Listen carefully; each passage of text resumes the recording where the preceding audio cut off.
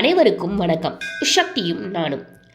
நாங்கள் எங்கள் குலதெய்வ வழிபாட்டை சரியாக செய்கிறோங்க.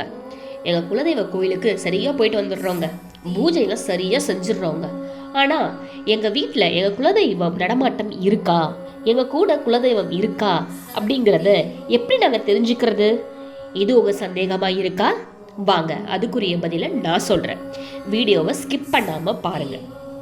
நம்ம வீட்டில் குலதெய்வ நடமாட்டம் இருக்குது, நம்ம கூட குலதெய்வம் பாதுகாப்பாக இருக்குங்கிறத பல விதத்தில் நம்ம தெரிஞ்சுக்கலாங்க. நமக்கு பல விதத்தில் நம்ம குலதெய்வம் காட்டி கொடுக்குங்க. அதில் ஒரே ஒரு விதத்தை நான் சொல்கிறேன் உங்களுக்கு இன்னைக்கு. உங்களோட வீட்டில் நில வாசல் படி, நில வாசல் இருக்கு இல்லையா, நீங்கள் உள்ள என்டர் ஆகிற வாசல், நில வாசப்படிக்கு வாசக்காலுக்கு மேலே ஏதாவது லைட் இருக்கிற இடமோ இல்லை சாமி படம் வச்சுருக்கீங்களோ எதுவாக இருந்தாலும் சரி, அந்த இடத்துலையோ அல்லது உங்கள் வீட்டு பூஜை அறையில் உள்ளோ, பூஜை அறை உள்ள எங்கே இருந்தாலும் சரி, ஓரமாக இருந்தாலும் சரி, பூஜை அறைக்கு முன்னாடி இருந்தாலும் சரி, எங்கே இருந்தாலும் சரி, இந்த 2 இடத்துல ஏதாவது ஒரு இடத்துலையோ ஒரே ஒரு பள்ளி, நீங்கள் தினமும் அந்த பள்ளியை மட்டும் தான் பார்ப்பீங்க. அந்த இடத்துல அழகாக உங்கள் கண்ணுக்கு லட்சணமாக பெருசாக ஒரு பள்ளி இருக்கும். இந்த பள்ளி அந்த இடத்துல இருந்துக்கிட்டே இருக்கும். இது மாதிரி நீங்கள் பார்க்குறீங்களா? அந்த பள்ளி நீங்கள் உள்ளே போனாலோ இல்லை கதவை மூடினாலோ சத்தம் போட்டாலோ கையை தட்டினாலும் கூட அந்த இடத்த விட்டு பயந்து நகராது. ஆனால் அதே இடத்துலலாம் இருக்காது. ஒரு நேரம் பார்க்குறீங்கன்னா அந்த நேரம் பார்ப்பீங்க, அதுக்கப்புறம் அது இங்கே இருக்காது.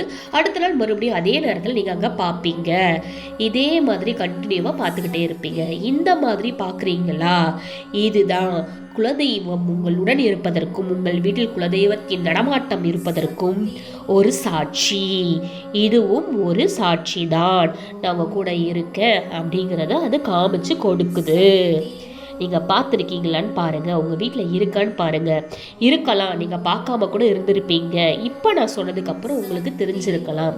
பாருங்கள், அந்த பள்ளி ஒரே ஒரு பள்ளி உங்களுக்கு அழகாக கண்ணில்படும். அதை பார்க்கும் போதே உங்களுக்கு ஒரு பாசிட்டிவான ஒரு வைப் இருக்கும். பாருங்கள், நான் உங்களுக்கு ஸ்க்ரீனில் காமிச்சிருக்கேன் பாருங்கள். இந்த மாதிரி தான் இது எங்கள் வீட்டில் இருக்கிறது. நான் தினமும் விளக்கேற்றும் பொழுது விளக்கு ஏற்றிட்டு லைட் போடுறோம் இல்லையா, வெளியில் லைட்டை போட்டுட்டு விளக்கேற்றும் போது அந்த பள்ளி இருக்குங்க.